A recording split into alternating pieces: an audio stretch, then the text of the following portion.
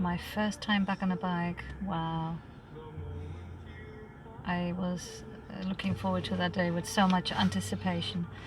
I joined an intensive with BMW, which lasted roughly 4 to 5 days. I was on a GS BMW 650. I was tippy-toeing because I'm not the tallest of women. It was really interesting, as I hadn't been on a bike for years.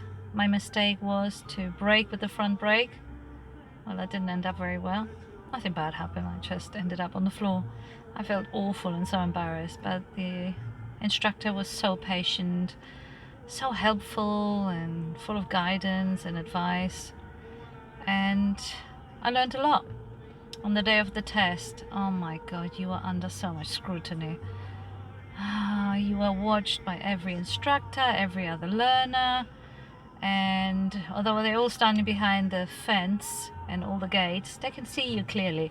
So as I'm doing it, taking my time, doing the U-turn, which was one of my biggest fears, you're doing, I don't know if it's called the slalom around the cones, and you have to do this 8 shape circle. Okay, so I'm doing it, and instead of focusing where you're going, you focus so much on the ground and on not hitting the cone that I put my foot down. As soon as I did that, I knew I failed, but I continued. Don't just give up, just continue. Everybody's watching you, and I carried on. I did everything else right, but I did fail the test. Okay, I persevered and I retook my test on a 500 with a different instructor, and I passed 3 weeks later roughly. Oh, that was amazing.